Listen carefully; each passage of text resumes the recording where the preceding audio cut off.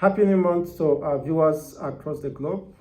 Welcoming you to another exciting month in the year 2025. The month of June will be a great month of jubilee and transformation for us. Now, I want to take you through the process of Islamization of Nigeria. Because of the lack of knowledge of what transpires within the Nigeria, in fact, there was a deliberate conspiracy to abrogate the history in the school curriculum in order to hide certain truths from certain people. But unfortunately, that has done so much harm than good to the entire Nigerian entity. It is quite very unfortunate that an average Nigerian does not understand their history. And if you don't understand whom you are, what you are made up of, where you are coming from, your identity will definitely be mistaken or entirely lost. Now, the history of Islamization agenda, our movement, is dated back in 1804. When Usman Fodio invaded Nigeria through the northern borders, the northern region, we saw how eventually in the course of decades, he was able to overwhelm the entire northern populace, predominantly the Hausas. When you look at most of the states today considered to be under the control of the Fulanese, they are previously an indigenous Hausa indigenes, owned by the indigenous Hausa indigenes. Citing the states like Sokoto, Bauchi, and the rest of them, you understand that these are Hausa states. Eventually, the Usman Fodio came with the mantra of propagating Islam. But eventually, he have to remove the Hausa's traditional monarchical system and replace it with Fulani. This is purely not just about religion. It's not just about the movement or the propagation of religion. Alongside, his intention was to give Fulani an identity and dominance within the northern part of the country. Only time could reveal this. Lately, the Hausas came to understand what exactly was playing out. All these years, they have been cajoled, they have been, of course, brainwashed, or whatever you might call that it is in the name of propagation of Islam, the gospel of Muhammad. But eventually they not suddenly realize that they practice the same Islam or Islamic religion, and eventually they are being targeted, attacked. Of course, they started by inciting the Muslims of Hausa extraction to begin to have a movement to dislodge or fight against their traditional rulers known as Sadikis. And when that succeeded, even the Muslims, Hausas, was used as a willing instrument to dislodge the monarchical system. And eventually, before they know it, it was replaced by the Emirates. Today, you hardly could see any prominent Hausa Sadiki in the helm of affairs. When you cite the Kano state, you cite Katsina, almost the entire 12 northern states are predominantly ruled by emirs, and this is Fulani monarchical system. Except for Borno State, that you still have the Shehu of Borno, which has been contended greatly of most recent time. You have seen where the Boko Haram infiltrators are calling for the entire system to vacate so that they can take over. They have even warned the military operatives, the security operatives, and the rest of them, they should vacate.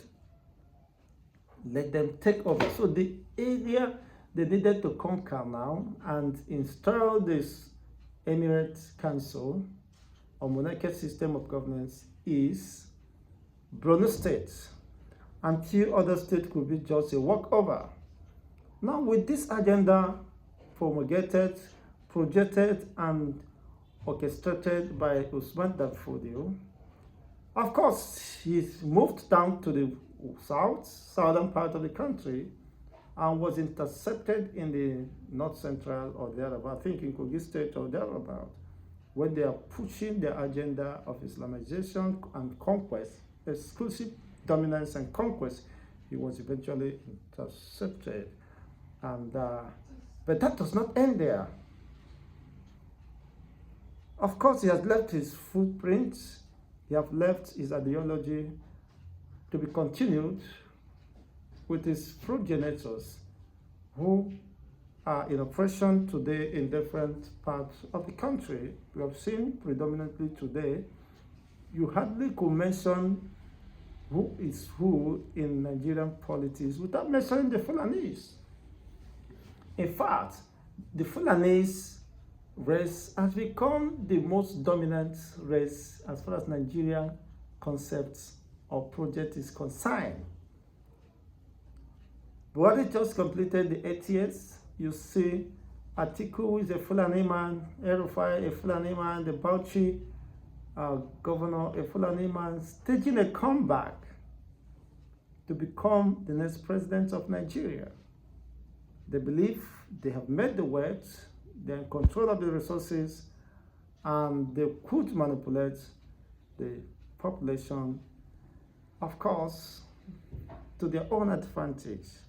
But the question remains, why are other parts of the country, ethnic nationalities, missing in the political arena within the Nigerian state? Why are they not playing key factors in determining who and who should come to power?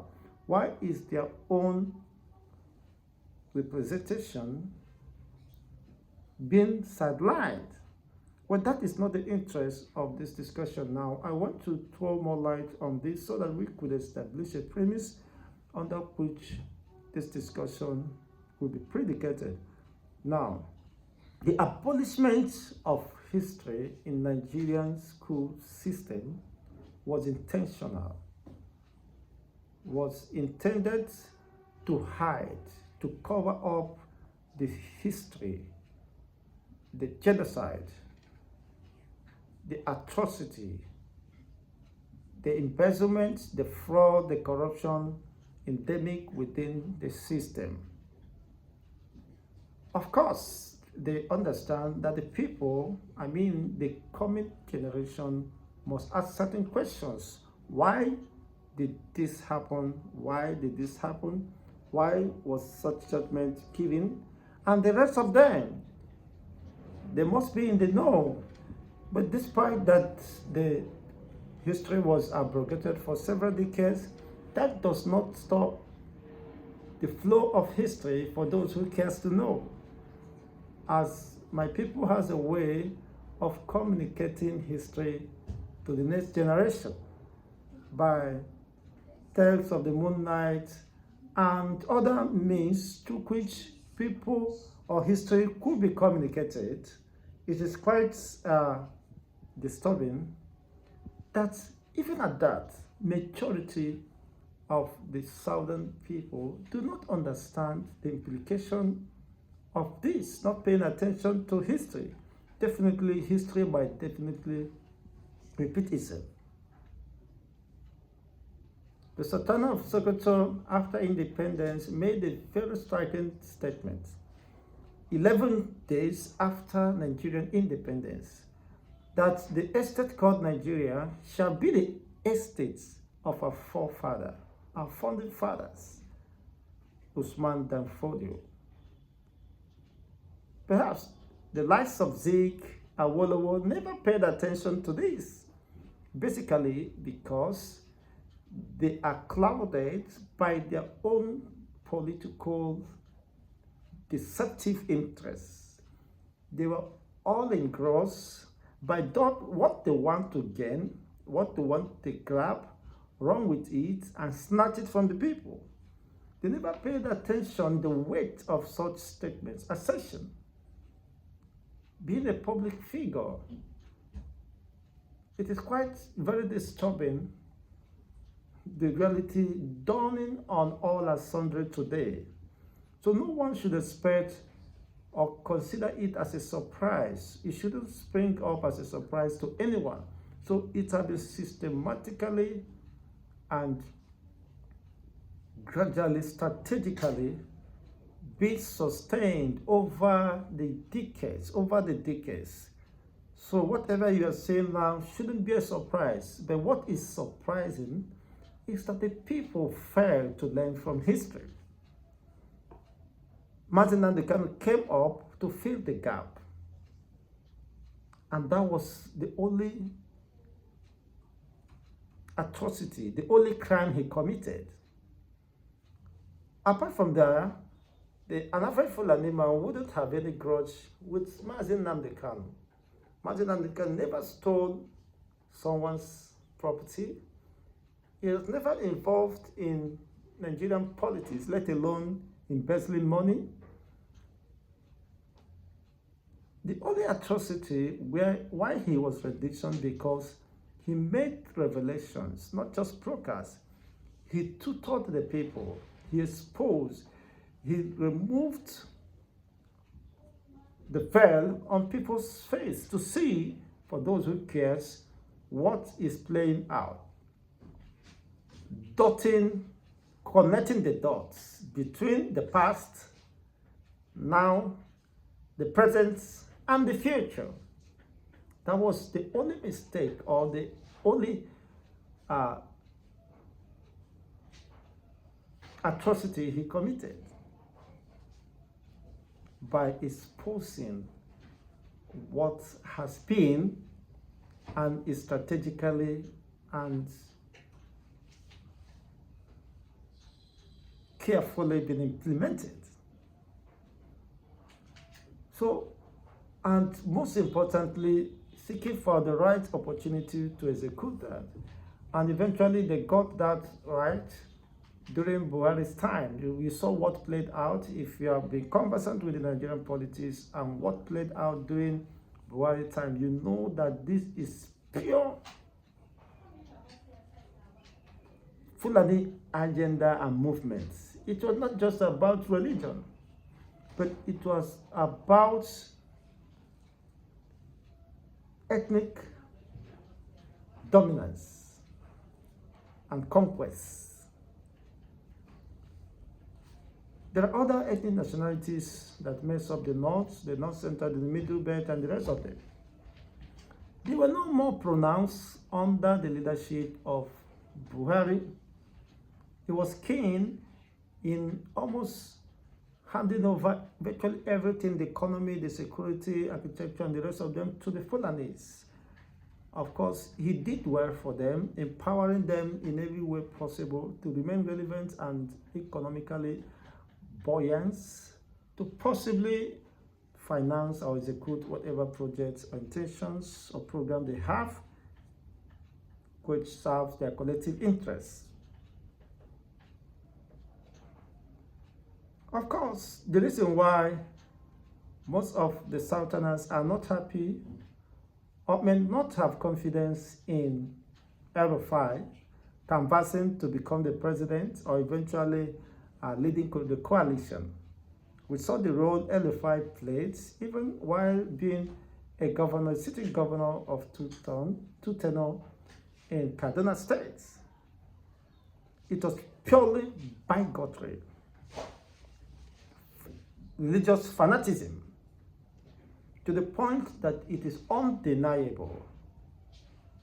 It's an undeniable fact. Even while canvassing for Muslim ticket, he said it clearly that no apology. He has no feeling, no empathy for anyone who cares or thinks otherwise, that the Muslim ticket has come to say, but unfortunately today, he is still the one fighting the same Muslim ticket he supported.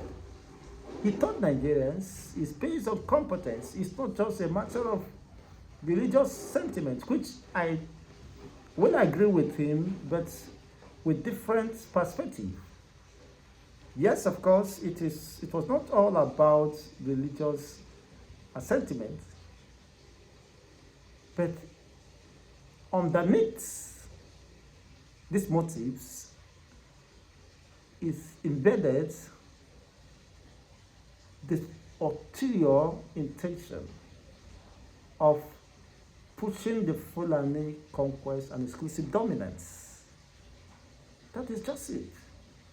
When he felt betrayed or disappointed under Tinubu's administration, he felt, well, of course, I'm going to fight back.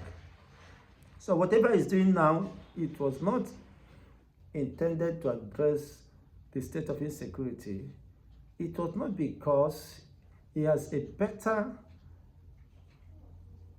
alternative of solving the problem bedeviling Nigeria, which he contributed greatly in what is happening today. So he is not coming because he wants to solve any problem. He's coming because he thought he's been cheated or possibly sidelined. He wants to remain relevant, just as he did during the 8 years of Buhari, his brother, and eventually consolidate on his intentions or political agenda or whatever. It was not to serve the people. Otherwise, he has ample opportunity to have set a pace, set a record in history that anyone could look up to the Fulanis. If he has ample opportunity to work with Buhari, I'm not sure Buhari serve the masses. In fact, if another Fulani should be calling to take over or stage a comeback, the entire Nigeria would have supported him. That's why possibly Atiku might have a problem being a Fulani man. Not because perhaps he aligns with the program and agenda of Usman and Fodio to a large extent, but then that supposed mark of a Fulani man might rob him. Well, of course, Musa Yar'Adua was a good man, one of the presidents Nigeria ever had, a Fulani man. But then, could we say that any other Fulani currently could be trusted? So when Mazin Nnamdi Kanu raised concerns over the purported danger or intention to Islamize, to conquer the regions, people never saw that coming, or perhaps they saw it, but because of their primitive mindsets, primordial mindsets, and hatred or sentiments, religious and ethnic sentiments, they turn a deaf ear to his warnings. Unfortunately, that has cut off not just with just a particular region, but in the entire facet of Nigerian existence. That has eaten deep into the fabric of Nigerian existence and possibly might collapse that. That is definitely clear. It is quite interesting. Today, majority of the Northerners are calling for an end of Nigeria, that the South cannot continue to take undue advantage of the Northerners. You begin to ask, how does that correlate with the current realities? The North has been within the corridor of power for barely 4 decades or more. Yes. Even from the military, of course, juntas and the rest of them, they have northern extractions. You can't take that away from that. Ever since independence. So what moral justification do they have to accuse the South of exploitation of the North? They have the highest LGAs. One of the conditions of allocation, disbursements or sharing formula. They collect the highest allocation that comes from the federating account. Now, because Mazi Nnamdi Kanu have raised this concern, and that has troubled most people who felt they have been exposed and their agendas, of course, the program might be intercepted or disrupted along the line, pushing for the waterway bills, the grazing routes, the ranches, and the rest of them, allocating thousands of kilometers of expanse of land to the Fulanese across the regions of this country for settlement. It begins to ask, is it a national project or a business enterprise? After all, there are other ethnic nationalities that are into animal husbandry, and the rest of them, should any consideration should be given to them as well. It is quite unfortunate, but then that was a movement. It was a movement crafted under certain connotations to deceive the gullible ones. But for some people, they are so smart to have dictated what is playing out. Of course, the reason why the southern governors, for the first time, unanimously oppose the waterways bill or whatever, the grazing reserves, the ranching, and the rest of them, they understood what exactly was playing out. And that, of course, was a very big setback for such agenda of Islamic or Fulani conquest. Why I say Fulani conquest? Because some northern people has questioned the sincerity of the Fulanis. If their own Muslim brothers could be killed, but for the very fact that they are not from the Fulani ethnic nationality, it means they begin to suspect, wow, this is not just all about religion, but a movement of ethnocentric movements geared towards exclusive dominance and conquest. So those northern population begin to have a rethink that, oh, we thought we are with them, but we never knew all this while it was just a very difficult time buying time to happen. Now, everyone cannot believe the statements of Nnamdi Kanu. It is quite clear and without any doubt that Mazi Nnamdi Kanu is nothing but a prophet of our time. Why? Because whatever he has said concerning Nigeria is not just being fulfilled, but they are the current realities today. Current realities staring at us, happening to everyone, happening to Nigerians. Today, we can no longer say or doubt the statements of Mazi Nnamdi Kanu because they are living with us today. We have concentrations of internally displaced persons. We have people who have been murdered in their farms and homes in a cold blood. We have farmers who have been killed in their farms and their farms being destroyed, and yet the government could not stand up to defend the people, the defenseless people. Anyone who does, of course, might possibly be killed just to spare the cows. We've seen crops being uprooted, cassavas, and the same Fulani, the herders or whatever they are called, leading the cows, feeding their cows with the cassavas, which is really a very mischievous state. It's slightly provocative because you are daring the people and putting your eyes, your hand into their eyes, telling them they can do nothing than this. It is quite unfortunate. Anyway, let's have your own take with the realities. So we've been able to establish that the issue of Islamization of Fulani conquest or exclusive dominant agenda never started today, but it's taken a different dimension, a different approach, a different, of course, speed today. It's quite unfortunate, but that is the reality. So anyone who fails to learn from history might have history repeat or done on him again. So what do you think could be done at this moment? It's not just about history, it is about realities and, of course, a very turbulent moment for everyone who cares. It's not a matter of denial, but the reality catching up with all and sundry.